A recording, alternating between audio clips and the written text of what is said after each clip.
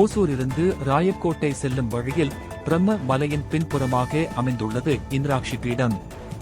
இது ஒரு அழகிய ஆன்மீக தலம். உலகிலே பிரம்மனுக்கான தனி மலையாக பிரம்ம மலை என்ற பெயரில் அமைந்துள்ள சிறப்பு தலம். இது பிரம்மனுக்கான தலங்களில் பூலோகத்தில் முதல் தளமாக கருதப்படுகிறது.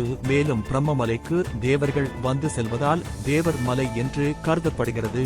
இங்கு ஒரு பழமையான குகையில் சிவபெருமான் மனோன்மணிநாதர் உடனுரை இந்திராட்சி அம்மை என காட்சியளிக்கிறார்.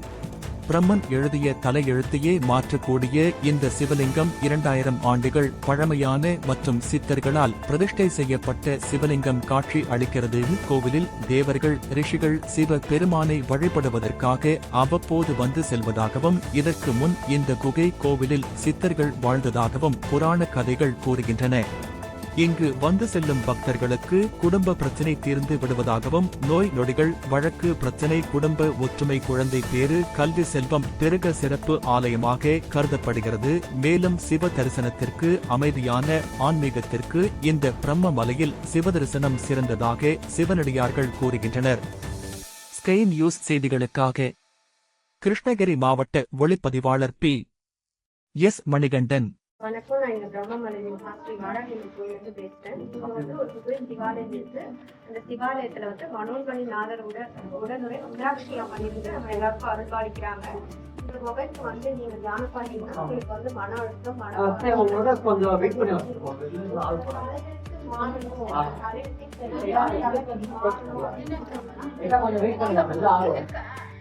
தினத்துல அம்பாளையம் அப்படியே தரிசிக்கிறது சிறப்பு.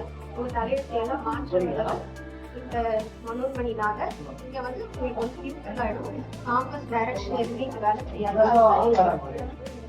சிறப்பு. அதனால எல்லாரும் இந்த கோவையில தியானம் பண்ணி அவங்க சொல்றாங்க. உண்மைங்களா? சித்தர்கள் எல்லாரும் நம்மளுக்கு கண்டுக்கிற தெரியாது. ஆனா இங்க வாழ்க்கை நமக்கு அருள் புரிஞ்சுக்கிட்டு இருக்காரு. இந்த இடத்துல உட்கார்ந்து தியானிக்கும் போது மன அழுத்தங்கள்லாம் நல்லா குடும்ப பிரச்சனை பாரங்கள்லாம் குறையுது. அப்பனோட நாமத்தை இது பண்ணி தியானம் பண்ணும் போது நமக்கு அது தெரியும். நல்லாவே நம்மளோட நல்லா தெரியும். அது வைப்ரேஷன் விதியே மாறுறதுக்கு வல்லமை இந்த இடத்துல உட்கார்ந்தாலே நடக்குதுன்றாங்க. உண்மைங்களாமா? இங்க வாழும் சித்தராய பிரம்மமலை சித்தரையா இருக்காரு. அவரையும் நீங்க தரிசனம் பண்ணி அவர்கிட்டயே ஆலோசனை கேட்டீங்கன்னா அவர் உங்களோட பிரச்சனை தீர்வதற்கான தீர்வுகள் அனைத்தையும் சொல்வார். மிக்க நன்றிங்கம்மா. நன்றி. உங்க ஒளிப்பதிப்பாளர் P.S. மணிகண்டன்.